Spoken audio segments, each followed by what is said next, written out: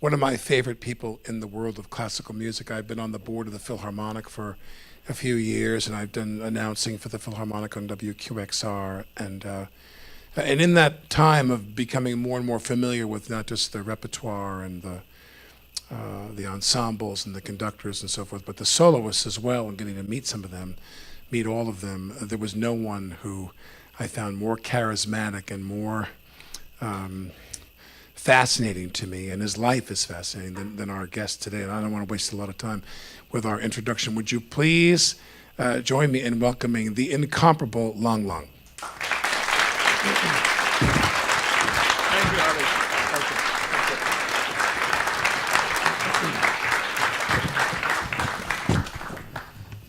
Good afternoon. Yeah, thank you, Alec.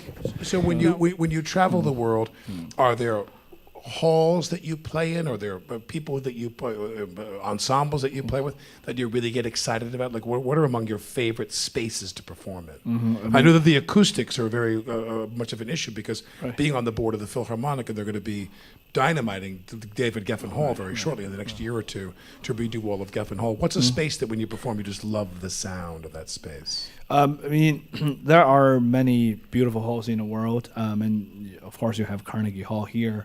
You have Boston Symphony Hall. It's a really amazing sound. And you have the Musikverein concert house in Vienna. And one of the very beautiful look, like this beautiful look, is the Royal Albert Hall in London. Maybe the sound is not great, but it looks great, you know. I mean, sometimes that count too, you know, for DVD recording, you know, live streaming. It's like, it's a nice whoa, nice place, yeah. And but it's really interesting because for pianists, we normally play on the side, right? So we never really look into audience somehow. I mean, if you want, you do like this, right? No, I was going to say, you know I've got you. You know I've got you. Yeah. That story I told your mother at Manhattan School of Music. You finish, and I'll do my story. Okay. Go. And then, but in the Royal Albert Hall, it's a run, right? So everywhere is audience. So first time I felt really nervous when I start playing Mozart. You know, so delicate, and then I see someone waving at me. You know? I was like, oh, this is the only downside of playing the roundhouse. You know, and I'm thinking about cellist every day. You know, playing like, wow, that's tough. That's tough. I'm with you at Manhattan School of Music. I told your mother this story. I said, we're in Central Park, and you're playing Rhapsody in Blue. And you're there with the Philharmonic with Alan. And it's the concert in the park. And that's obviously we're the reverse. You'd be facing the other way. And you're playing the piano. And you get to this, the most tender and the most beautiful, the most gorgeous moment in that soft piano part of Rhapsody in Blue. And you get to the end of the keyboard, and you took this nanosecond to look at the audience. Of course, I'm projecting here. And you get to the end of the piano, and you look at the audience, and you're like, you really love me. You're really crazy about me when I do this. When I do this to this piano, you go crazy, don't you? I know you do. And you went ba-da-ba-ba-da-ba-ba-da-ba-ba. You were like,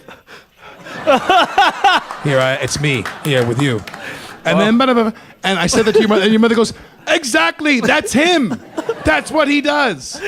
The little shout out to the audience, I love that. And but very elegant on the podium. Name, if you can, a couple of conductors who you really love working with. Yeah, absolutely. Gustavo Dudamel, he's my great buddy. I love him. We just played day before yesterday in LA. And then where'd you play? Beethoven No. 2. Yeah.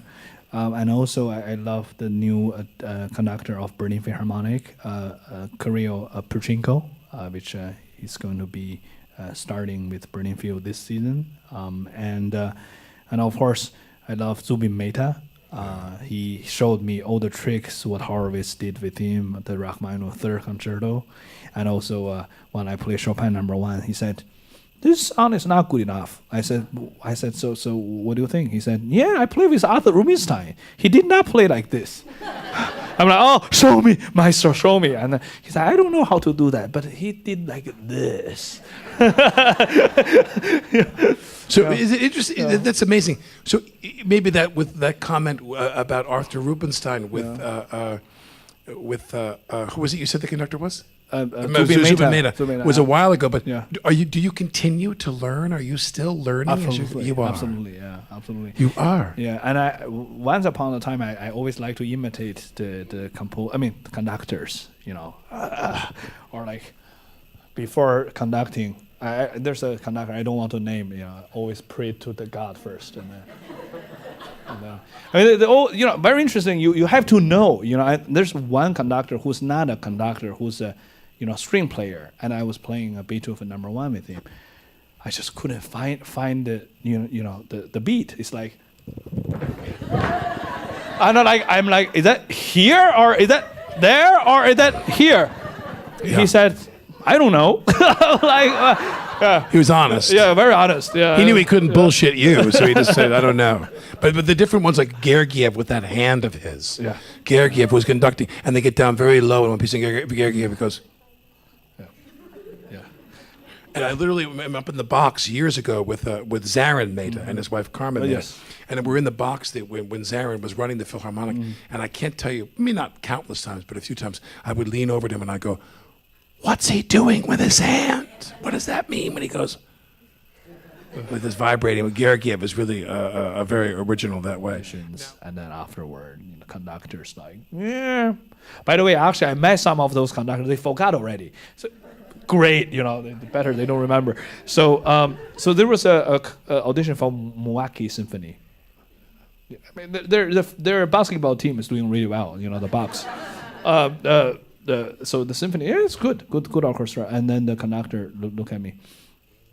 This is from some European country, I forgot which country. And you played pretty good, but how old are you? And I'm 15. Oh, maybe let's wait another 10 years.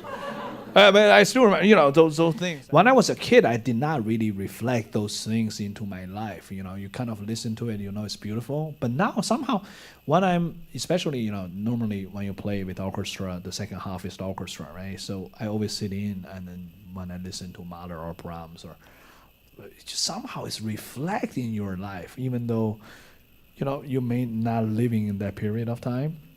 But somehow there are a lot of point when the composers are trying to make the statement, into the changes of the harmonies.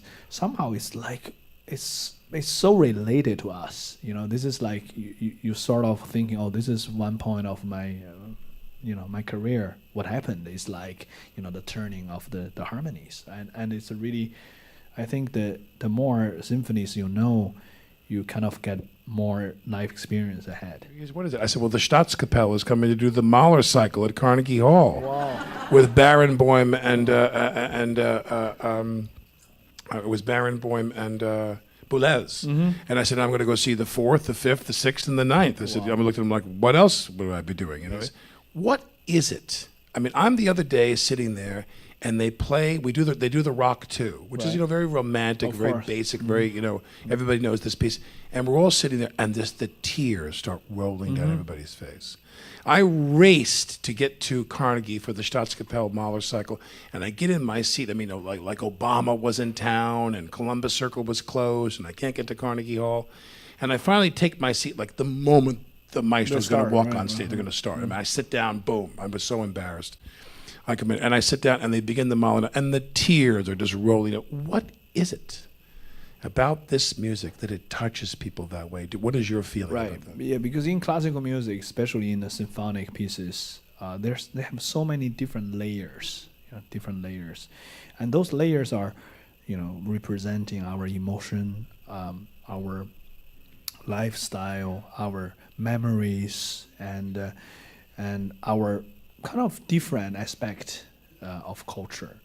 And people like Mahler, he's the reason I think we love his music so much is that because he has such a mix of culture in his music, and it's somehow, every one of us is piece of that, and also that's what classical music is for. It has it's a very long pieces, very long symphonies, and it's very different if you see a film at 5 minutes and finishes.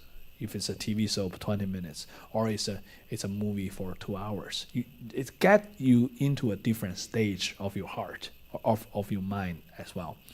And I think symphonies or like opera, they can really get into very deep layers of your heart and of your senses. And another thing is that once you are in the concert hall listening to those incredible work, is that everything else get blocked.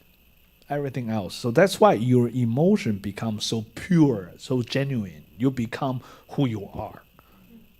And so that's why, we get tears in our eyes because we're so focused and we just let music takes us to when we start, our life, the first day of memory. And I think that's it. I was going to ask this question, but I'll just say this now, and that is that I was going to say you grew up your whole childhood in China, and then you've lived here and abroad for years. And I was going to ask you, what have you learned that the Chinese people and the American people have in common? And I guess what I'm realizing is everywhere you go, what people have in common is this language of music and their love of music. Yeah, I mean, the music is so powerful. Like, for example, there are many cultures, I think, like, for example, there are a lot of great orchestra coming to visit to China. I mean, and most of those Chinese kids probably never heard of those countries before in their life. But when they start playing their music, we all felt that we know each other. And this is the power. This is really the power. Yeah. Please join me in thanking our very special guest, Long. Thank you.